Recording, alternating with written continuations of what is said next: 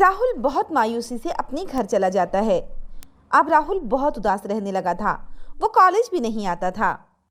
एक दिन राहुल नेहा के ख्यालों में खोया हुआ पार्क के किनारे बैठा था।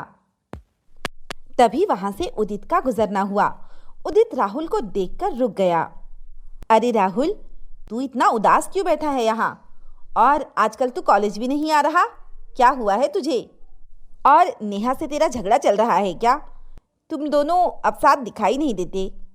नहीं यार, झगड़ा तो नहीं चल रहा, लेकिन नेहा अब मुझे पसंद नहीं करती और ना ही अब वो मेरे साथ रहती है, बल्कि उसे तो नयन पसंद है।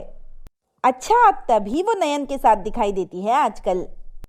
तो तू इतना क्यों परेशान हो रहा है? तू भी जाने देना उसे, हटा। यही तो बात है यार कि मैं उसे भूल नहीं पा रहा हूँ।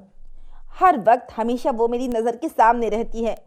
बचपन से आज तक बिताए हुए उसके साथ जो पल हैं वो मुझे बार बार याद आते हैं। मुझे समझ नहीं आ रहा है कि मैं क्या करूं।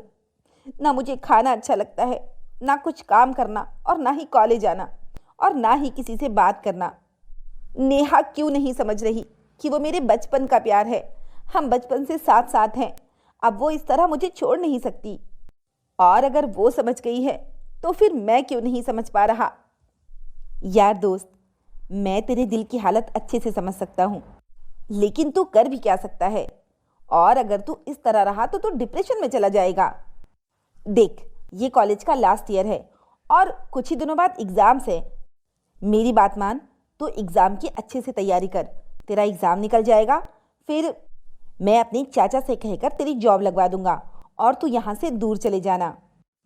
इस तरह तू धीरे धीरे नेहा को भी भूल जाएगा। मुझे नहीं पता कि तू क्या कह रहा है, लेकिन अभी मुझे घर जाना चाहिए। राहुल अपने घर आ जाता है, लेकिन उदित की बात उसके दिमाग में गूंजती रहती है। वो सोचता है कि उदित सच ही कह रहा था। अगर नेहा को उसका साथ पसंद नहीं है तो उसे नेहा की जिंदगी से दूर चले जाना चाहिए। यही सोचकर राहुल सो जाता है और सुबह उठकर वो कॉलेज के लिए तैयार होता है। राहुल को तैयार होता देख राहुल की माँ बहुत खुश हो जाती है। राहुल कॉलेज भी जाता है और पढ़ाई भी करता है और कॉलेज में टॉप भी करता है। उसके बाद उदित अपने चाचा जी से बात करके उसकी जॉब लगवा देता है और राहुल दूसरे शहर चला जाता है। राहुल ऑफिस में बहुत ऑनेस्टी से काम करता है। वो अपना सारा ध्यान अपने काम में लगाता है, लेकिन वो नेहा को भूल नहीं पाता। और इसी तरह दिन गुजर रहे थे। अरे राहुल, कैसा है तू? हाँ, मैं तो अच्छा हूँ, बस ये काम खत्म करना था मुझे, वही कर रहा था। अरे वो तो पूरे ऑफिस को पता है कि तेरा काम तो तुझसे छूटता ही नहीं एक पल भी, लेकिन तुझे ये नहीं पता कि कोई तुझे लगातार देख रहा है कई दिनों से। अच्छा, कौन है वो? अरे अपने ऑफिस में है ना, निधि, वो। देख यार, तू मुझसे लड़कियों की बातें मत किया कर। लड़कियां बहुत बेवफा होती हैं, मुझे नहीं पड़ना इन सब चक्करों में। चल ठीक है, तेरी मर्जी, मैंने सोचा मैं तुझे बता दूं। मैं चलता हूँ।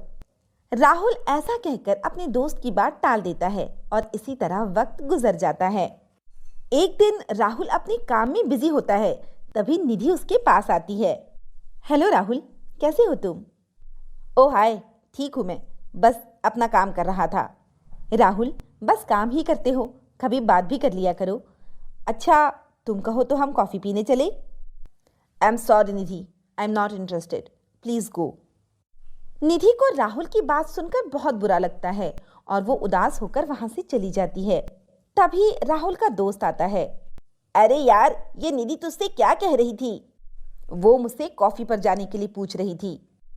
अच्छा, तो क्या कहा तूने? मैंने उससे मना कर दिया।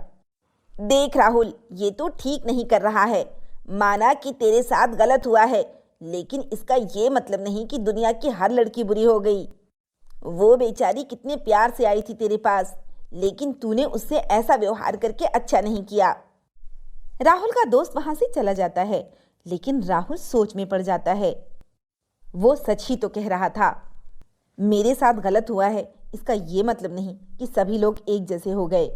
और किसी को अवॉइड करने का दुख क्या होता है मैं समझ सकता हूँ। मुझे निधि से माफ़ी मांगनी चाहिए। अगले दिन राहुल निधि के पास जाता है।